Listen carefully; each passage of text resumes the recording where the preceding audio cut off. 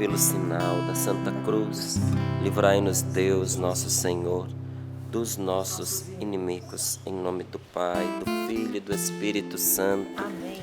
Amém. Evangelho de São Lucas, capítulo 17, versículos do 1 ao 10.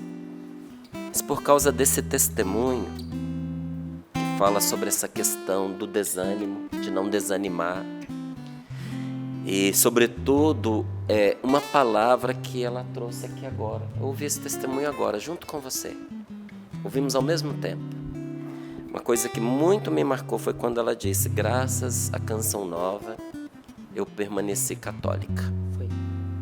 Porque, gente, nós não temos ideia do impacto que é um momento negativo na vida da gente. Uma notícia angustiante, desesperadora que a gente recebe. Desalentadora, que tira de nós uma perspectiva de futuro. Quando você está desenganado pelos médicos. Ou seja, o médico não permite a você que se iluda, que se engane, por isso desenganado. Ele traz para você uma verdade terrível. De que você vai morrer e não tem como escapar. Ou de que aquela situação dramática que você vive é irreversível. Que a doença não tem cura, que você vai ter que caminhar com ela. É difícil demais. Tem uma página aqui, um capítulo, página 90. Outro dia eu dizia para você sobre ladrões de felicidade. Que tem coisas que roubam a alegria da gente, que roubam a felicidade da gente, sobretudo palavras. Muitas dessas palavras são ditas dentro de casa. Quando não é a palavra da violência, da crítica negativa, da agressão, às vezes é aquela triste e gelada palavra do silêncio, da indiferença, de ignorar o... Isso também é uma comunicação, isso também é uma palavra não dita. Não é? Tem gente que fala pelos olhos e com aquele olhar esvazia a outra pessoa, tira a alegria. Às vezes a pessoa chega em casa toda alegrinha porque ela aconteceu uma coisa boa e ela quer compartilhar, e às vezes aquele ânimo que ela traz irrita aquela família, porque eles estão acostumados com a infelicidade, não com a felicidade. Então a felicidade de alguém os irrita. E o que a pessoa faz? Ignora, despreza, olha com aquele olhar que mata. Preste atenção que muitas vezes nós topamos no dia a dia com esses ladrões de felicidade. E que difícil. Aí diz aqui na página 90, é provável, falando aqui de Jairo, com a sua filha que morreu, enquanto esperava Jesus chegar. É provável que Jairo tenha se sentido roubado quando aquela mulher que estava com hemorragia há 12 anos fez Jesus gastar um tempo do qual nem ele nem a sua filha dispunham. Aquela mulher, procurando uma resposta para a própria necessidade, arrancou aparentemente de Jairo a única chance que ele tinha da filha dele não morrer. Você imagina como foi para aquele homem ouvir a notícia, ele angustiado, esperando Jesus, conversando com aquela mulher que estava contando o testemunho dela, que há 12 anos ela tinha essa hemorragia e que ela imaginou que tocando no Senhor ela ficaria curada, e realmente ficou. E conversa vai, conversa vem, daqui a pouco chega o empregado do Jairo e diz: pode esquecer, desiste. Olha a palavra, desiste. Agora é tarde demais porque sua filha morreu. Então, você tem ideia do que Jairo sentiu nesta hora? É um misto de dor e de raiva, gente. Porque Jairo tinha acabado de testemunhar um milagre. Aquele milagre diante dos olhos de Jairo confirmavam para ele que ele tinha feito a coisa certa, que ele tinha buscado a pessoa que poderia salvar a filha dele. E agora, por causa daquela demora, a filha dele havia morrido. Você não tenha dúvidas de que esta palavra golpeou a esperança de Jairo, mas golpeou com toda a força. Talvez algo semelhante tenha acontecido com você e tenha roubado as suas oportunidades. E aí você até falou: dediquei dezenas de anos a esse homem e agora ele foi embora. Quantas mulheres vivem isso, hein? Ou o marido, né? Desperdicei ao lado dela os melhores anos da minha vida, os meus melhores dias. E agora o que eu faço diante da ingratidão desta pessoa? Essa pessoa que viveu comigo, agora se tornou para mim a pior adversária, o pior inimigo. Essa pessoa com a qual eu confraternizei, que sentamos à mesa juntos, que rimos juntos, que nos abraçamos, que chamamos de amigo. Agora essa pessoa se pôs contra mim.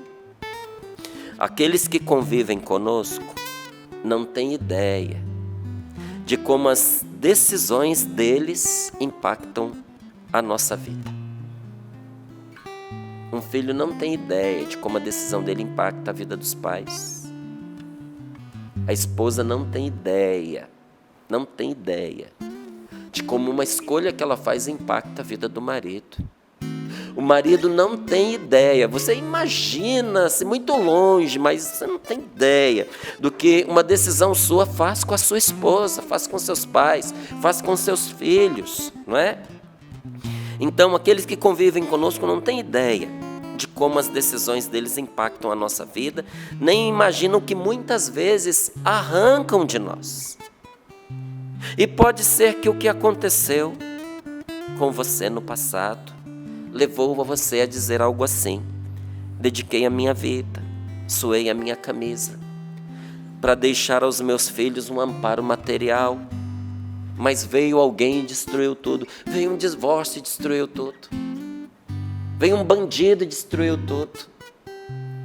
Veio uma falência por causa da irresponsabilidade de alguém e destruiu tudo. Veio alguém que fez ali algo errado legalmente e isso custou com multas, com juros, tudo que foram anos e anos e anos de serviço, né? E roubou de você até um futuro de tranquilidade material que você tinha sonhado para os seus filhos. A história de Jairo se repete em cada um de nós toda vez que depois de um grande sofrimento, olha, presta atenção, a história dele se repete em cada um de nós quando depois de um grande sofrimento alguém chega trazendo o recado de que vai ficar ainda pior. A tentação, inclusive, usa gente que tem proximidade conosco para nos desencorajar. Você está pegando aqui o detalhe? Gente, isso aqui é maravilhoso, esse ensinamento que eu aprendi. Porque eu não sabia isso. Eu aprendi e poder dividir isso com os outros, isso é uma coisa maravilhosa. Então eu repito a você. A história se repete toda vez que depois de um grande sofrimento alguém chega trazendo o recado de que vai ficar ainda pior. E a tentação, inclusive, usa gente que tem proximidade conosco para nos desencorajar. É o colega, é a amiga, é o parente, às vezes o pai, às vezes a mãe e até o cônjuge, como foi o caso da mulher de Jó, que chega para Jó para dizer para ele: não adianta mais você buscar socorro. Você está desenganado, né? Você está desenganado, não adianta mais você buscar socorro. Deixa isso para lá, é um caso perdido, não há nada que você possa fazer. Está lá em Jó, capítulo 2, versículo 9. Você ainda persiste em ser uma pessoa íntegra, diz a mulher dele para Jó. Amaldiçoa a Deus e morre, homem. Será que não tem alguém dizendo a você: pare de rezar, deixe de ir para a igreja, pare com esse grupo de oração, você está se iludindo com essa coisa de fé, desista, largue esse casamento, ignore seu filho, esse seu sonho nunca vai se realizar. Tudo isso não passa de uma causa perdida. mas vem Jesus e cochicha em seu ouvido, como cochichou no ouvido da mulher desse testemunho. Ela não se identificou, Val, se identificou? Ela se identificou, Cleonice? Isso. Como Jesus cochichou através da TV Canção Nova no ouvido da Cleonice e disse para ela: não tenha medo, não desanime, tudo é possível para quem tem fé. Creia somente. Foi ou não foi a mesma palavra de Jesus para o Jairo? Mesma palavra. Não tenha medo, creia somente. O medo de perder o marido destruiu muitos matrimônios. Você sabia? Ou seja, antes que você me deixe, eu deixo você. Que triste. O resultado acabou por ser o mesmo, a perda. É a dura realidade de gente que se sabota. Tem marido que se sabota. E aqui, olha, é uma coisa importante para você que é esposa saber. E sobretudo você que vive se perguntando por que seu marido não abre a boca, que seu marido não fala, que o seu marido fora de casa é tão solto, mas quando chega dentro de casa ele se retrai, ele é uma pessoa que tem muita dificuldade de falar o que ele pensa, o que ele sente, quando fala ele explode. Escuta, é dura a realidade de gente que se sabota. Tem marido que se sabota por causa de um passado de maus relacionamentos com a mãe, com as irmãs, com as amigas. Que culpa tenho eu? Você, esposa, pode perguntar. Culpa nenhuma. Você tem a realidade de um marido ferido, que às vezes nem sabe que é, nem sabe esse bloqueio que traz, e que se não buscar em Deus a sua cura e libertar-se disso, vai morrer desse jeito, né? E um coração carregado de medos. E um coração carregado de medos e ressentimentos acaba por viver relacionamentos superficiais. Repito, um coração carregado de medos e de ressentimentos acaba por viver relacionamentos superficiais. Nenhum relacionamento será profundo quando ao menos um dos dois vive com medo de se machucar. Repito, nenhum relacionamento será profundo quando ao menos um dos dois vive com medo de se machucar. Pode ser a esposa, pode ser o marido, pode ser quem for. É por isso que nós precisamos de cura interior. E ótimo que venha calhar certinho com esta palavra. Lucas 17, versículos do 1 ao 10, diz assim: Jesus disse aos seus discípulos: é inevitável que ocorram escândalos, mas ai daquele que os provoca. Seria melhor para ele ser atirado ao mar com uma pedra de moinho amarrado ao pescoço, do que fazer cair um só desses pequenos. Cuidado, portanto. Se o teu irmão pecar, repreende-o. Se ele se arrepender, perdoa-lhe. Se pecar contra ti 7 vezes num só dia, e 7 vezes vier a ti dizendo, estou arrependido, perdoa-lhe. Os apóstolos disseram ao Senhor: Senhor, aumenta a nossa fé. O Senhor respondeu: se tivesseis fé, mesmo pequena como um grão de mostarda, poderíeis dizer a esta moreira, arranca-te daqui e planta-te no mar, e ela vos obedeceria. Se alguém de vós tem um servo que trabalha a terra ou cuida dos animais, quando ele volta da roça, vai dizer a ele, vem depressa para a mesa. Não dirá antes, prepara-me o jantar, arruma-te e serve-me, enquanto eu como e bebo, depois disso tu poderás comer e beber? Será que o Senhor vai agradecer o servo que fez o que lhe havia mandado? Assim também vós, quando tiverdes feito tudo o que vos mandaram, dizei, somos simples servos, fizemos o que devíamos fazer. Palavra da salvação. Glória a vós, Senhor. A grande pergunta que fica, né? Você ouvindo ali o trechinho deste livro, fica livre do teu mal. A grande pergunta é, o que fazer com essas palavras que nós escutamos? O que fazer com essas situações que chegam a nós? É justamente isso o que a palavra de Deus vai nos ensinando, que nesse livro nós vamos aprofundando. É esse caminho de libertação com o nosso Senhor Jesus Cristo. O que fazer? Há outras coisas, mas uma das coisas que nós precisamos fazer para nos libertar é arrancar o rancor de dentro do nosso coração.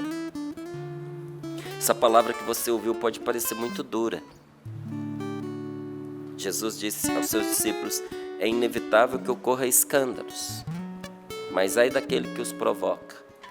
Seria melhor para ele ser atirado no mar com uma pedra de moinho amarrada ao pescoço, do que fazer cair um só desses pequenos. Cuidado, portanto. Se teu irmão pecar, repreende-o. Se ele se arrepender, perdoa-lhe. Isso aqui eu vou te dizer. Às vezes arde, às vezes amarga na boca. Perdoar quem a gente, não é que a gente sente, quem a gente sabe que não merece o nosso perdão. E às vezes a pessoa não merece o seu perdão, não merece. Porque olha, a verdade é que nos liberta. Não adianta a gente ficar contando historinha da carochinha, jogando o pano por cima, né? A pessoa não merece o perdão. Mas Jesus não perguntou pra gente se a pessoa merece ou não merece. O que foi que ele disse? Se a pessoa se arrependeu, mesmo que ela não mereça, porque o que ela fez foi grave, perdoa-lhe.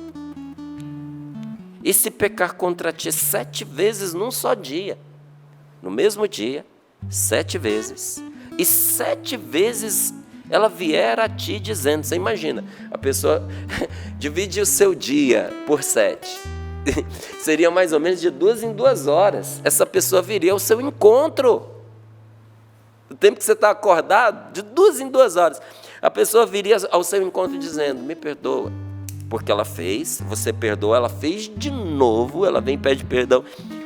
Jesus diz, se ela vier a ti 7 vezes num dia dizendo, estou arrependido, perdoa-lhe. Não sou eu, não é você quem vai julgar o coração da pessoa, é Deus. A minha parte, a sua parte, é dar o perdão para que esse veneno não entre em nós. E para que essa pessoa que errou tenha a possibilidade de uma redenção. Porque o nosso testemunho de perdão faz ferver os miolos da pessoa que a gente perdoa, você sabia? Diz a palavra de Deus, paga o mal com o bem. E você estará amontoando carvões em brasas sobre a cabeça desta pessoa. Porque a pessoa não consegue entender.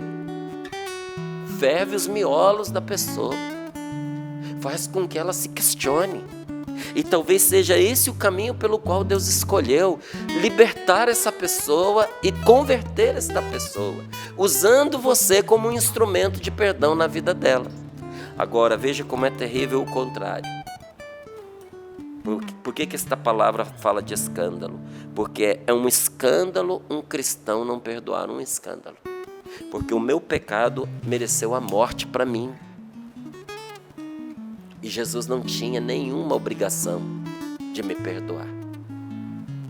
Todo o perdão que eu recebi de Deus, para uma pena que era mortal, foi gratuito. Ele fez isso por mim e comigo generosamente. E se o Senhor assim me perdoou, não deveria eu também perdoar o meu irmão? Os cristãos, meus queridos irmãos, são da turma do perdão. Nós não somos da turma do ódio, nós não somos da turma da acusação, nós não somos da turma da condenação, nós somos da turma do perdão. E às vezes tem situações que ferem a gente, que entristecem a gente e que naturalmente a gente tomaria partido. Eu estou fazendo o exercício de viver a palavra de Deus, de não me preocupar com coisa alguma, porque o Senhor é Senhor de todas as situações, Ele está à frente de todas as coisas. E muitas vezes quando a gente toma partido, a gente comete injustiças, sobretudo em situações que não nos envolvem. E nós precisamos regar essas situações todas com o perdão. Não julgar, não condenar, perdoar. Eu sei que tem gente que escuta isso, dá até um nó na tripa. Mas você pode escolher o caminho contrário. Se você escolher o caminho contrário, você vai entender que o que você está vivendo hoje vai ser fichinha perto do que te espera pela frente, de tristeza, de angústia. Corta o mal pela raiz, corta o mal. Deixe que a maldade fica com quem gosta de ser mal. Não pega a maldade para você, não. Não retribui a maldade, porque não vai funcionar para você. Deixe a vingança com os vingativos. Retire-se desses conflitos que não servem para nada, a não ser para escandalizar as pessoas e levar os outros à perdição. Olha, muitas pessoas se riem quando veem pessoas de Deus se batendo uma com a outra. O demônio gargalha quando ele vê que ele conseguiu colocar irmão contra irmão. Que não seja assim na sua casa, que não seja assim na sua família.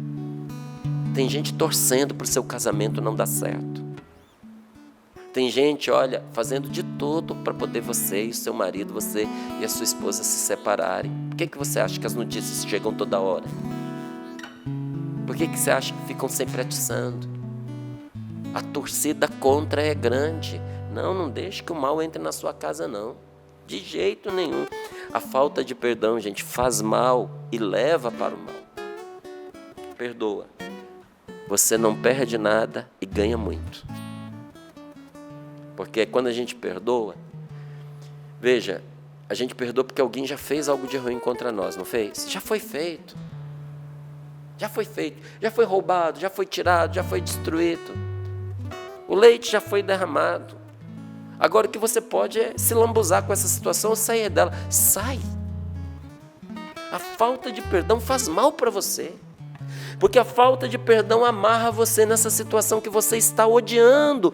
Sai disso. Não confunda perdão com reconciliação. Porque o perdão faz a gente libertar a pessoa. A reconciliação faz a gente voltar a andar junto com ela. Você não tem obrigação de andar junto com uma pessoa que está indo para o caminho errado e que está fazendo mal a você. Mas o perdão, não tem conversa, a gente precisa dar. Até para você se libertar da outra pessoa. Imagine o seguinte, que você está algemado a alguém. É o que acontece quando você não perdoa. Essa pessoa cai e ela te puxa. Aonde você vai, você leva ela com você. Você entra no banheiro, ela entra junto. Você vai para uma festa, você carrega o desgraçado junto. Corta essa algema, abre essa algema, se liberta. O perdão desliga isso, até para outra pessoa poder caminhar, fazer o caminho dela. Enquanto você não perdoar, você vai levá-la com você em todos os lugares que você for, na sua mente, no seu coração, e ela vai com você. Então, perdão, a falta de perdão faz mal. E arrasta para o mal. Primeiro porque é um mau exemplo. É um contra-testemunho. É um escândalo. Olha, eu fico me perguntando, quando a gente vê assim, certos grupos religiosos, não vou ficar dando nomes não, mas certos grupos religiosos, que às vezes a pessoa ela não tem ideia do que esses grupos vivem e entra. A pergunta é, será que a pessoa teria entrado se ela tivesse visto como é que aquelas pessoas se comportam, como é que elas vivem entre elas? E outras vêm. Às vezes o rapazinho tem vocação para ser padre. Mas quando ele vê o que acontece no seminário, naquele seminário, né? Porque não é assim o seminário em si. Mas pode acontecer que num seminário as coisas não estejam bem. Ele olha e diz, o quê? Aqui de jeito nenhum. E o pior, ele não só pode não entrar, como ele pode perder a vocação. E não só. Aquele escândalo pode fazer o contrário do que aconteceu nesse testemunho. Que esse testemunho que nós ouvimos, ela disse, o que eu acompanhei pela TV católica fez com que eu pela TV Canção fez com que eu continuasse católica. E às vezes o que a pessoa vê faz com que ela deixe de ser católica. Jesus diz: ai de quem provocar esse escândalo. É impossível que não haja escândalos, mas ai de quem provocar esse escândalo e tirar de Deus uma pessoa. Gente, é um escândalo quando, por causa de orgulho e egoísmo, marido e mulher destroem o ninho de amor onde vivem seus filhos. Olha as consequências nos filhos: a revolta, a tristeza, a depressão, tratamento psicológico, tratamento psiquiátrico, desvios sexuais, repulsa contra o casamento, rebeldia, ódio, tentativas de suicídio. Diga para mim se esse não é o mapa de muitos jovens depois que a sua família foi destruída, que a sua família se rompeu. Você está entendendo? Que a falta de perdão leva ao mal. Primeiro, porque é um contra-testemunho, como eu disse para você, escandaliza, desanima a pessoa das coisas boas da vida. E segundo, porque pode levar o outro ao desânimo e ao desespero. Fui pregar num lugar e uma senhora, Luiz, me pegou no intervalo e ela tinha uma conversa estranha, meu Deus do céu. Eu olhando aqui, eu vi, não está batendo. E aí, eu vi que ela foi lá, não para o encontro, ela foi lá para falar comigo, porque ela viu um cartaz de divulgação daquele encontro que eu estava pregando, e o tema do encontro gerou identidade com o que ela estava vivendo. Só que a pessoa não era católica, nem era cristã. E ali ela começou a me contar o que aconteceu com ela. Ela era casada com um marido muito reto, um homem muito bom, um homem muito justo, um homem muito honesto, um homem que honrava a família, o próprio nome, e que tinha pavor de enganar as pessoas. Sabe essas pessoas? Sim. A moda antiga? Era o marido dela. E numa única vez, e ela me disse que foi realmente isso, uma única vez, uma única situação, ele se envolveu com uma moça que ficou dando em cima dele, ele se envolveu com ela e teve um relacionamento sexual. Esse homem ficou tão comido de remorso que não foi ninguém que foi fazer fofoca, não foi a menina, não foi alguém que viu, não foi a esposa que descobriu. Ele procurou a esposa e disse, no momento de fraqueza, essa moça estava dando em cima de mim, eu acabei me envolvendo com ela, tive uma relação com ela, eu traí você e você tem todo o direito de não viver mais comigo. Eu estou te contando a verdade e eu estou disposto a sair de casa, deixar você com tudo e continuar ajudando você no que você precisar, porque o erro foi meu. Uma palavra sua e eu vou embora de casa. E ela decidiu, ela me contando, e ela decidiu que ele ficasse. E aí ela começou a me contar as consequências, que ele foi ficando entristecido, que ele foi se apagando, que ele foi ficando doente e que agora ele estava quase morrendo. Ela me contou, já depois de dezenas de anos, que agora ele estava assim, se caminhando para a morte. Por isso ela veio pedir oração.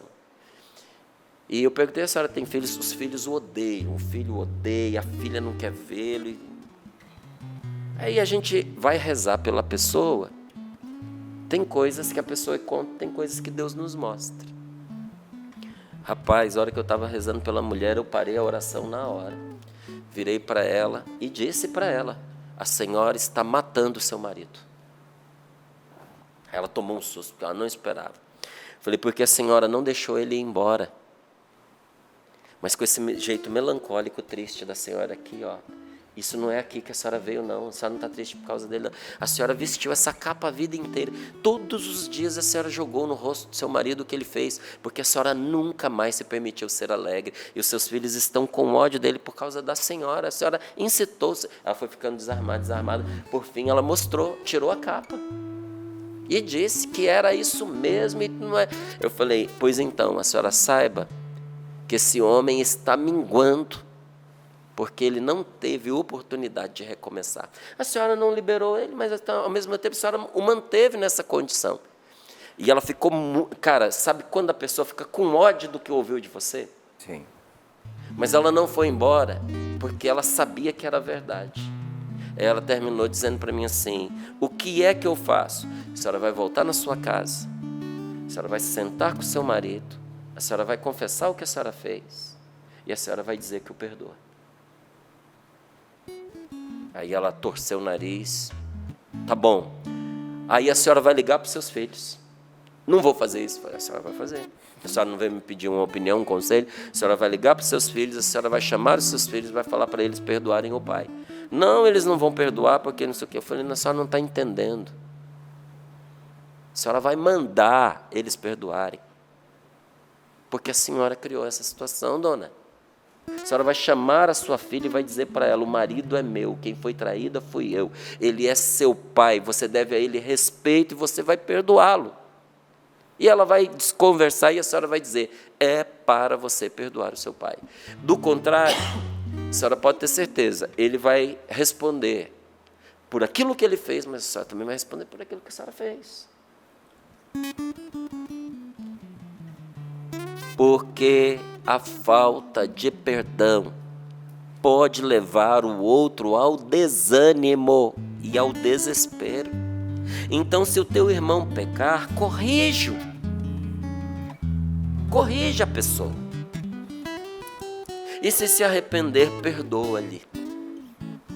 Só que nós estamos numa sociedade muito frágil. Muito frágil, gente. E a gente vê os reflexos dessa sociedade, inclusive dentro dos nossos grupos religiosos, inclusive dentro da Canção Nova a gente vê isso. Porque na época em que eu entrei na Canção Nova, nós sentávamos e nós corrigíamos o outro, ele gostando ou não. A pessoa errou, a fofoca era cortada na raiz. Quando a pessoa ia fazer a fofoca, o formador ouvia, porque às vezes o outro precisava desabafar. Muitas vezes esse formador, inclusive, era o Padre Jonas, porque era uma comunidade bem pequena, ainda naquela época, e ele dizia: você vai procurar a pessoa, você vai conversar com ela, você vai corrigi-la com caridade e vai fazer as pazes com ela. Agora não. Qual é o tempo que nós vivemos? Como a pessoa não tem a coragem de se confrontar e corrigir o outro, ela atira as pedras pelas costas. Márcio, desde que você começou a falar, tem algo que está me inquietando, eu acho que entra bem dentro do que você está falando, que é algo velado e que é uma moda hoje muito grande, que é o tal do cancelamento. Cancelamento, é isso mesmo. Você não chega para o outro, não corrige, não se reconcilia, faz de conta que perdoou, mas você ignora. Você mata a pessoa. Mata a pessoa. Cancela a pessoa. Você mata a pessoa, e isso é interessante, sabe, ô Luiz? Todo mundo entende esse de matar a pessoa, só que o que a pessoa não entende é que ao matar o outro, ela mata algo dentro dela. Sim. Entende? Tem muita gente que tem parte do coração morto e não sabe. Porque a pessoa teve um infarto, ignorou, tocou a vida adiante, aquela dor passou, ela achou que não foi nada, lá na frente ela vai ver, o coração morreu parte do coração. Isso é possível? Isso é possível, parte do coração morreu. Todo não perdão e esse cancelamento, ele vai infartando você emocionalmente, afetivamente, ele vai tirando a vida de você, tira a vida do outro, mas também tira a vida de você, porque a gente vai vivendo, vai construindo uma vida de falsidade. Então, correjo. Tem um custo? Tem um custo. Tem gente que fica com medo da gente porque a gente corrige, tem gente que foge da gente, tem gente que não quer estabelecer vínculos mais próximos, tem gente que tem medo da nossa frontalidade, né? Mas é melhor você ser temido por andar retamente do que você ser temido por ser uma pessoa falsa, sem escrúpulo, que ninguém sabe com quem está lidando, né? Pelo menos numa das situações, a pessoa sabe quem é você. Se o teu irmão pecar, corrige-o. E se ele se arrepender? Perdoa. Porque você foi perdoado. Porque você chegou até aqui, porque você recebeu perdão. Perdão de pai, perdão de mãe, perdão de irmãos, perdão de amigos, perdão dos seus filhos. Então aprenda a perdoar. E aí alguém pode fazer a pergunta ali que fizeram para Jesus, né? Nessa mesma situação, ela é citada em outros evangelhos. Aí perguntaram para Jesus, mas e se ele pecar contra mim 7 vezes no dia? Aqui Jesus já se adianta. Às vezes a gente diz assim, mas e se a pessoa fizer de novo? E se não for a primeira vez? Se no mesmo dia pecar inúmeras vezes contra você, porque 7 não quer dizer 7, quer dizer inúmeras vezes, pode ser menos e pode ser mais. E em todas elas a pessoa vier te procurar dizendo, eu estou arrependido, você o perdoará. Não é porque ele merece, porque você é uma pessoa de Deus. E vai perdoar. Tudo bem eu dizer dessa forma? Assim firme, incisivo? Não vai ficar magoado? Porque tem coisas que a gente precisa dizer com força. E você vai perdoá-lo sem deboche, sem cinismo.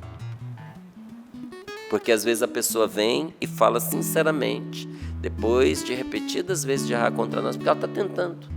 Está tentando e está falhando, está tentando e está falhando, está tentando e está falhando, não está conseguindo. E aí ela vem e pede perdão e a gente se põe acima da pessoa, como um bom cristão. Eu te perdoo porque eu sou de Deus. E um pobre miserável como você, a gente tem que tolerar. Eu te perdoo porque eu não sou ruim igual você, igual o fariseu e o publicano. Esse perdão, isso aí não é perdão. Isso aí é usar a palavra do perdão para dar uma estilingada na pessoa. Não. Perdoar sinceramente e de coração, mesmo que você se sinta doído, mesmo que você esteja sofrido, mesmo que você tenha desejo de não perdoar, ponha o selo do perdão para Deus converter aquela pessoa, agir na vida dela e para Deus curar você, porque quando você perdoa, Deus te cura. E quando você perdoa, Deus pega o seu perdão para transformar a vida daquela pessoa. Essa é uma evangelização poderosíssima, gente. Porque a gente pensa que evangelizar é só falar de Jesus. Evangelizar é fazer o que Jesus manda. Por isso que ele disse aqui, no finalzinho, olha. Assim também vós, quando tiverdes feito tudo que vos mandaram dizer, somos simples servos, fizemos o que devíamos fazer. E o que nós devemos fazer? Perdoar, é a ordem do Senhor para nós. Então, diante dessa palavra, os apóstolos entenderam. Eles entenderam que há perdão que a pessoa só consegue dar pela fé. Tem perdão que você só vai conseguir dar pela fé, como se você estivesse vendo o invisível. Como assim? Como se você estivesse vendo a transformação daquela pessoa que não está te dando o menor sinal de mudança. Pela fé você consegue perdoar alguém que matou seu filho. Nem consigo imaginar uma coisa dessa, gente. Vai me dizer que você consegue naturalmente perdoar uma pessoa? Não. Só por Deus. Só por Deus. Você perdoar uma pessoa que você casou, jurou fidelidade a ela, e ela traiu você com uma outra pessoa e depois faz de novo, e de novo, e de novo. Só por Deus. Perdoa por Deus. Não porque o outro merece. Perdoa porque você confia em Deus que te mandou perdoar. Põe a sua gota d'água no cálice de vinho. Já viu na missa? Que o padre, quando vai consagrar, ele coloca vinho e põe uma gotinha d'água. Põe a tua gota no milagre que Deus vai fazer. Oferece a Jesus a matéria-prima para Ele fazer o milagre na sua vida. Faz o seu ato de fé, não com palavras, com atitude. Diz, por Deus eu vou perdoar. Eu estou sangrando por dentro, eu estou ferido, mas por Deus, por esta palavra eu vou perdoar. E toda decisão de não perdoar, saiba você, é numa certa medida falta de fé, falta de confiança em Deus. Por quê? Porque é recusa de obedecer a Deus. Recusa. E tem consequências. Tanto que se você depois continuar, quando terminar o Sorrindo para a Vida, você continuar aqui os versículos posteriores, você pode ver que os leprosos receberam a cura quando eles obedeceram a uma ordem aparentemente sem juízo que Jesus deu a eles. Por que está nessa sequência, meu Deus do céu? Porque Jesus quis nos mostrar, por meio de São Lucas, que a obediência a Deus, sobretudo em matéria de perdão, nos leva à cura. Onde é que você aprendeu isso, Márcio? Aprendi com a palavra de Deus. Que delícia você poder partilhar o que na intimidade da oração o Senhor revelou a você. Louvado seja Deus. Coloque as mãos sobre o seu coração. A desobediência nos mantém em nossas lepras. Por isso os leprosos vieram depois. A pessoa que não perdoa não permite a própria cura. Permita-se ser curado por Deus. O perdão nos purifica das nossas lepras. O perdão é necessário para purificar o nosso passado. Às vezes a gente fica esperando a situação não nos incomodar mais para a gente poder perdoar. Isso é tentação. Por esse caminho você não vai perdoar nunca. E não vai se curar nunca. Perdoar não é esquecer, você libertar o culpado, é você doar a ele o que ele roubou de você, é confiando em Deus, deixar a pessoa seguir o caminho dela. Então põe as mãos sobre o seu peito e diga: Jesus, nesta manhã eu tomo a decisão de dar esse perdão. Perdoe. Às vezes são muitas pessoas que você precisa perdoar, mas o Espírito Santo está trazendo na sua mente agora uma pessoa. Aquela pessoa. É essa que você precisa perdoar. Mas logo essa, Márcio, é essa que você precisa perdoar. Porque se você perdoar esta pessoa, todo o outro perdão virá como consequência. Confia em Jesus, confia. Dá esse voto de confiança e obedece a Deus. Diga a Jesus agora com as suas palavras, de maneira que você possa ouvir com seus ouvidos a sua boca dizendo que você perdoa esta pessoa. Diga o nome dela para Jesus e diga: Jesus, por tua causa, porque o Senhor me pede, porque o Senhor me manda, porque o Senhor me ordena, eu perdoo esta pessoa, não porque eu acho que ela mereça, mas porque eu confio no Senhor. Eu a liberto em teu nome, Senhor. Oremos, irmãos.